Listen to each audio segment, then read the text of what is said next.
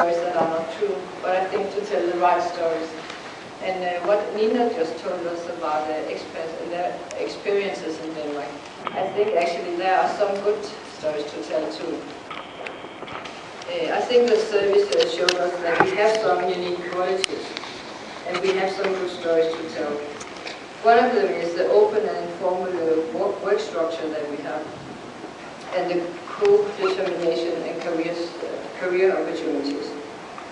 So, and one of the things that experts actually is that we have to work together, the authorities, the employer organization, and also the unions and everybody else have to join forces. And we have heard about some shortcomings. We can do better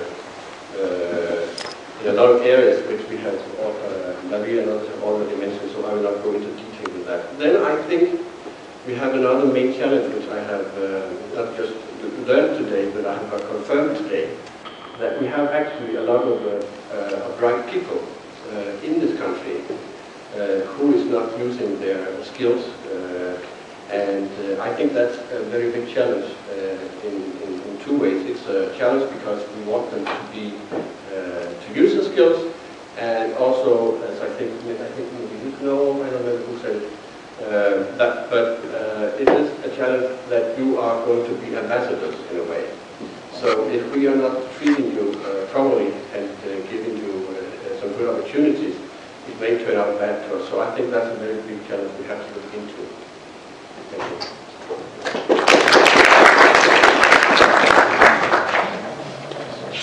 Good afternoon. My name is Susan Tucker. I work for the Ministry of Refugee, Immigration and Integration.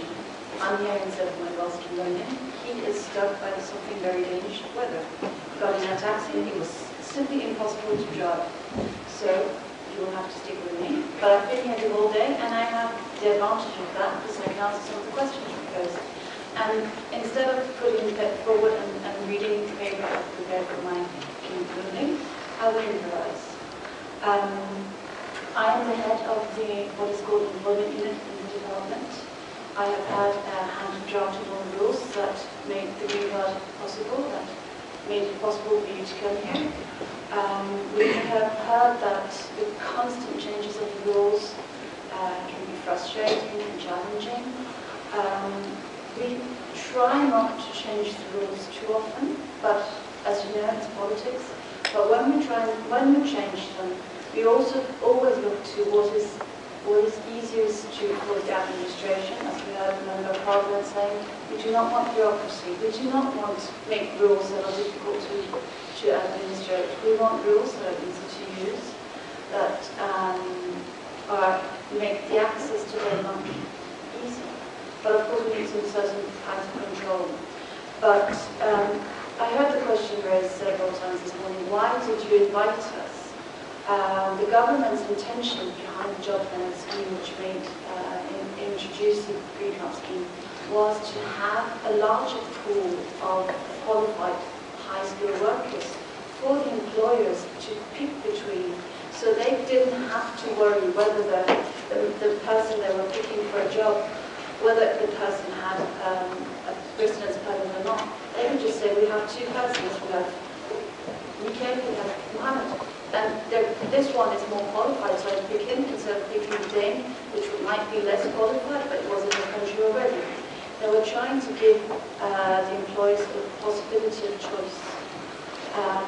So that is why the government made this plan and made this scheme. They want to have the companies and the employers to have access to qualified labour in order to create growth in Danish society.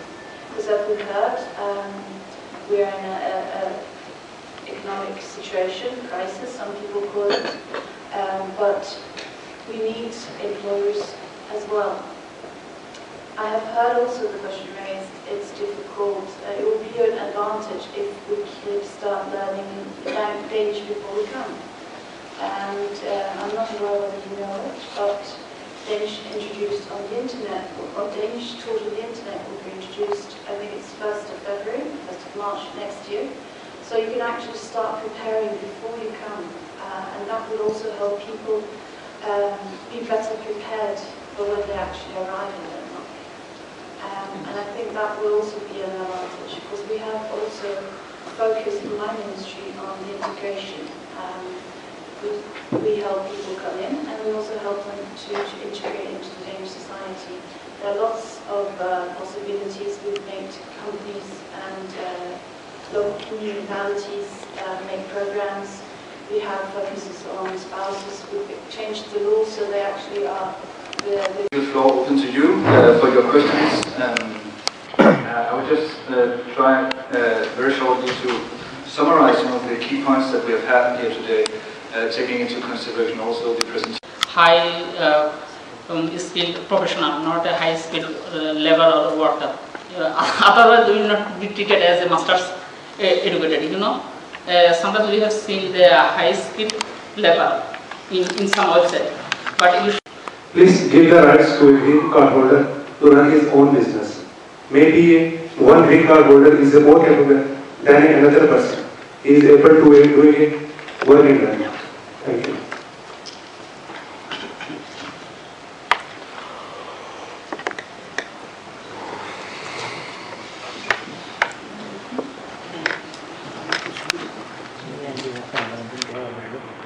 My name is Adnan. I request you to keep doing. It's taught in University College. For being self-employed, that is a political question, and I will get it back to my minister. It is not, as you heard this today, it is not the intention behind the current green card scheme that one green card holder should open his own business. But, and you do not want to have the rules changed all the time, so no, just kidding. I will take it back to the minister, but it's a political question. For the extension, if you have been here for 4 years, you can apply for permanent residence. That is a new rules changed from August this year. I do not work in this field, so I'm sorry I cannot help you, but you can look at the webpage.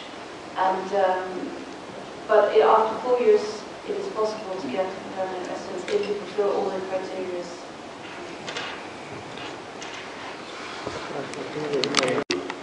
I don't have any actual plans, but I think it's important what you say, and I think also what Session said, you came up with some good ideas, and I will certainly, I also said that in my presentation, I think we have a challenge because we have so many bright heads, and I think we should look into what we can do about it. And a job fair and things that you came up with, I think I would probably together with others consider what we can do about it. Thank you. I think Ben is also forgetting that he is actually doing something, because we're actually right now leading a project of making green cards that was more visible in Denmark. We have of course seen this problem before, and what we have done right now is we have made a homepage which is going into the air in 2 months or something like that, telling or maybe asking some of the questions that you have to consider before going to Denmark, about how you get a job, how difficult it can be, what will the prospects be if you don't find a job, that you have